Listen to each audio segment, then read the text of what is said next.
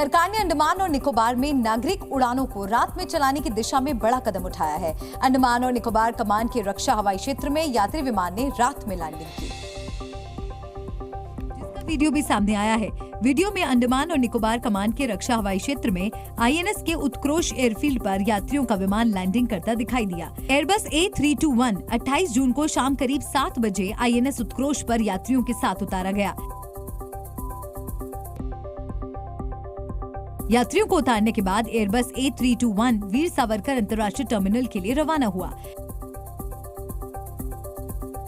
पिछले कुछ सालों से भारतीय नौसेना, ANC और भारतीय विमानपत्तन प्राधिकरण लगातार यहां उड़ानों के रात्रि संचालन की कोशिशों में जुटा था और इसके सफलतापूर्वक पूरा होने के बाद नेवल बेस में यात्री विमान की ये रात्रि लैंडिंग एयरफील्ड के बुनियादी ढांचे को उन्नत करने की दिशा में अहम कदम है, जिससे अंडमान निकोबार में पर्यटन को बढ़ावा मिलेगा और यहाँ यात्री और सैन्य दोनों तरह के विमान लैंड कर सकेंगे। भारतीय वायुसेना के पास 11 बोइंग C-17 ग्लोबमास्टर हैं। हाल ही में बोइंग कंपनी ने इस विमान को लेकर एक नया आइडिया पेश किया है। उसने एक वीडियो में दिखाया है कि कैसे इस विमान के अंदर हाइपरसोनिक मिसाइल का रिवॉल्वर सेट किया जा सकता है, यानी कि कार्गो और परिवहन के लिए इस्तेमाल किया जाने वाला विमान कैसे एक स्ट्रेटेजिक मिसाइल बॉम्बर बन सकता है। इस वीडियो को देखते ही दुनिया भर में खलबली मच गई है, क्योंकि ये किसी आम रिवॉल्वर की तरह काम नहीं करता, बल्कि इस रिवॉल्वर की खासियत ये है कि इसमें पीछे से मिसाइल निकलेगी। अगर भारत यही तकनीक अपने C-17 ग्लोबमास्टर विमानों में लगवाए तो भारतीय वायुसेना की ताकत में कई गुना इजाफा हो सकता है। चीन और पाकिस्तान की तो हालत खराब हो जाएगी। लेकिन सवाल ये है कि हाइपरसोनिक मिसाइल रिवॉल्वर कैसे काम करता है और कैसे ये दुश्मनों के लिए काल साबित हो सकता है।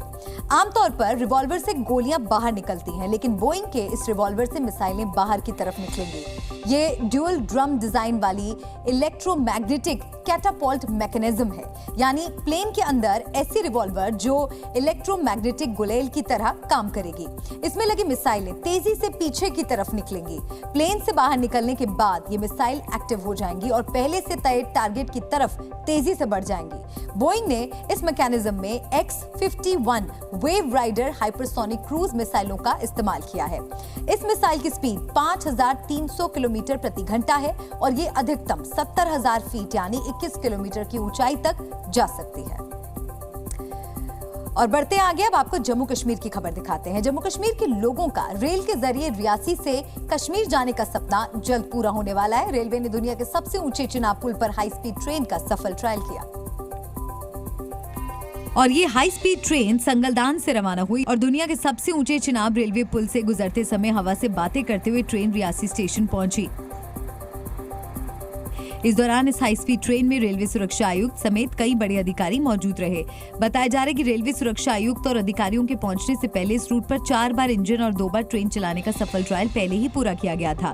ट्रायल के दौरान हाई स्पीड ट्रेन ने संगलदान से रियासी रेलवे स्टेशन तक 40 किलोमीटर का सफर मात्र 31 मिनट में पूरा किया।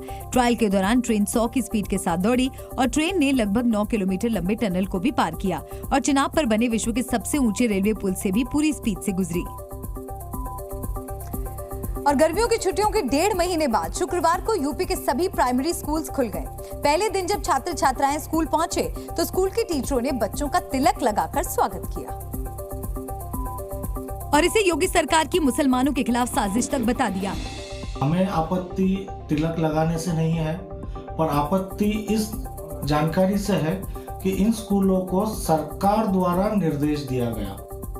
विवाद बढ़ा तो इस मामले में हिंदू धर्म गुरुओं के बयान भी सामने आए और उन्होंने इसे अच्छा कदम बताया। हालांकि मुस्लिम धर्म से जुड़े लोगों का रवैया सख्त ही दिखा और उन्होंने खुलकर स्कूल में छात्रों का टीका किए जाने का विरोध जताया। तिलक जो है वह एक नई शुरुआत सिर्फ केवल धर्म के लिए नहीं, वह इंडिकेशन है बच्चों का स्कूल में आने का आकर्षण। बच्चे आकर्षित होंगे, वह छुट्टी ज़्यादा नहीं करेंगे, उन्हें लगेगा कि हमें स्कूल में सम्मान मिल रहा है। मेरी रिक्वेस्ट है, एजुकेशन मिनिस्टर से भी मेरी रिक्वेस्ट है कि ये फौरी रोका जाए, स्कूलों में ये तमाशा करने से फौरी रोका जाए। दरअसल यूपी के सभी परिषदीय स्कूल शुक्रवार से खुल गए हैं। स्कूलों में आज समर कैंप का आयोजन किया गया और 1 जुलाई से सभी स्कूलों में नियमित रूप से पढ़ाई शुरू हो जाएगी। टीचरों ने कहीं ना कहीं तिलक लगाकर बच्चों को स्कूल आने के लिए प्रेरित तो किया, लेकिन कई लोगों ने इसे भी धर्म से जोड़ दिया। मुस्लिम धर्म से जुड़े तमाम लोगों ने छात्रों का टीका किए जाने पर आपत्ति जताई और इसे योगी सरकार की मुसलमानों के खिलाफ साजिश तक बता दिया। हमें आपत्ति तिलक लगाने से नहीं है, पर आपत्ति इस जानकारी से है कि इन स्कूलों को सरकार द्वारा निर्देश दिया गया।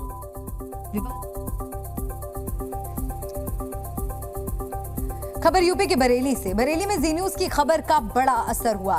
बरेली नगर निगम ने मंदिर को टैक्स लगाने का जो नोटिस भेजा था उसे वापस ले लिया है। नगर निगम ने जी न्यूज पर खबर दिखाए जाने के बाद अपनी गलती मान ली है और मंदिर को जो हाउस टैक्स का नोटिस नगर निगम ने भेजा था उसे भी वापस ले लिया है। दरअसल नगर निगम ने मंदिरों को टैक्स भरने का नोटिस दिया था, जबकि मस्जिदों को कोई नोटिस नहीं दिया था, जिसके बाद लोगों ने भेदभाव का आरोप लगाकर हंगामा कर दिया था। लेकिन अब नगर निगम ने जी न्यूज के कैमरे के सामने आकर अपनी गलती मान ली है। ये त्रुटि सिर्फ मंदिरों को लेकर ही क्यों है? नहीं, ऐसा नहीं है, क्योंकि ये एक दो मामला ये सामने आया है। हो सकता है उस मंदिर के बराबर में कोई मकान हो, अलग से बनाया गया हो, जो उस पर टैक्स लगा दिखा मंदिर में रहे, पर एक्ट में नहीं है और किसी भी मंदिर पर टैक्स ये नहीं लगेगा। भले ही नगर निगम ने अपनी गलती मानते हुए टैक्स का नोटिस वापस लिया है, लेकिन लोगों में गुस्सा अभी भी है। मंदिरों को नोटिस दिया गया है हाउस टैक्स का, मस्जिदों को इससे मुक्त रखा गया है, इसे लेकर आप लोगों के अंदर एक नाराजगी है। क्या कहना चाहिए, क्या गलती सिर्फ मंदिरों को लेकर है या फिर मस्जिदों को? जी बिल्कुल, आपकी बात बिल्कुल सही है। जिस तरीके से पूरे उत्तर प्रदेश के अंदर आज देखा जा रहा है कि मस्जिदों को अलग रख करके और मंदिरों के ऊपर टैक्स लगाया जा रहा है, ये कहाँ तक सही है? बरेली के लोग नगर निगम के फैसले से खासे नाराज हैं और वो कहीं न कहीं इसे नगर निगम की गलती नहीं बल्कि साजिश मान रहे हैं। खबर अयोध्या से। अयोध्या के रामपथ में सड़क धंसने के मामले को योगी सरकार ने गंभीरता से लिया। पीडब्ल्यूडी के बाद अब जल निगम के 3 अधिकारियों को सरकार ने सस्पेंड कर दिया। चूंकि अयोध्या में 2 दिनों की बारिश में ही 844 करोड़ रुपए में बनाए गए 13 किलोमीटर लंबे रामपथ का हाल बेहाल हो गया। रामपथ में जगह जगह गड्ढे हो गए और सड़क धंस गई, जिसकी तस्वीरें वायरल हुई तो सरकार ने सख्त एक्शन लिया। योगी सरकार ने जल निगम के एग्जीक्यूटिव इंजीनियर आनंद दुबे, असिस्टेंट इंजीनियर राजेंद्र यादव और जूनियर इंजीनियर मोहम्मद शाहिद को सस्पेंड कर दिया। इससे पहले योगी सरकार ने पीडब्ल्यूडी विभाग पर भी इसी तरह की कार्रवाई की थी और बीते रोज पीडब्ल्यूडी विभाग के XEN ध्रुव अग्रवाल, AE अनुज देशवाल और JE प्रभात पांडे को सस्पेंड कर दिया था। बताया जा रहा है कि अयोध्या के रामपथ में जगह जगह जो गड्ढे हुए हैं उसको लेकर योगी सरकार और भी सख्ती बरतने के मूड में है। खबर है कि सरकार ने रामपथ बनाने वाली कंपनी पर भी कार्रवाई की तैयारी कर ली है। वहीं सीवर बिछाने वाली गुजरात की कंपनी को भी योगी सरकार ने नोटिस जारी किया है। अयोध्या के राम मंदिर में 1 जुलाई से तमाम व्यवस्थाएं बदल जाएंगी। रविवार को धार्मिक न्यास समिति की बड़ी बैठक होगी, जिसमें तमाम फैसले लिए जाएंगे, जिसमें एक फैसला रामलला की पूजा को लेकर भी लिया जाएगा।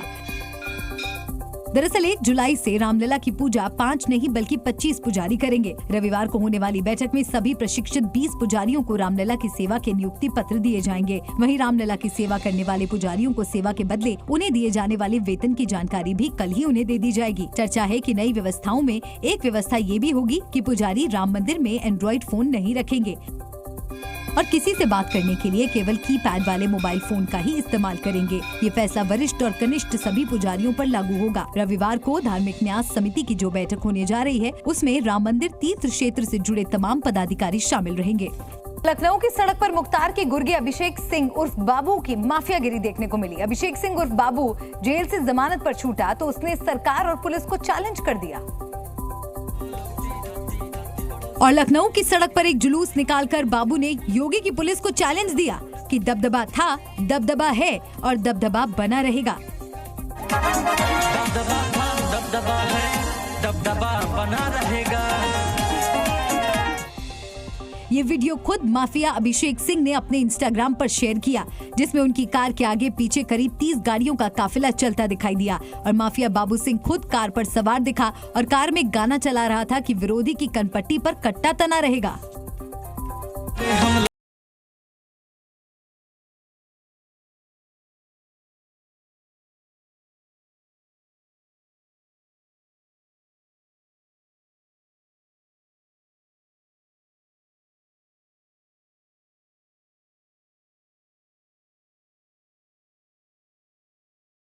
बाबू सिंह मुख्तार अंसारी का गुर्गा है। वो मुख्तार के साथ मिलकर लोगों से रंगदारी वसूलता था, लोगों की और सरकारी जमीन पर कब्जा करता था और गैंगस्टर एक्ट में ही बाबू की साल 2020 में गिरफ्तारी हुई थी। लेकिन जेल से जमानत पर छूटने के बाद जुलूस निकालकर बाबू सिंह ने फिर पुलिस के इकबाल को सीधे तौर पर ललकारा तो लखनऊ पुलिस भी एक्शन में आ गई। लखनऊ पुलिस ने अभिषेक सिंह उर्फ बाबू और उसके गुर्गों पर मुकदमा दर्ज कर लिया है और अब उनकी तलाश की जा रही है।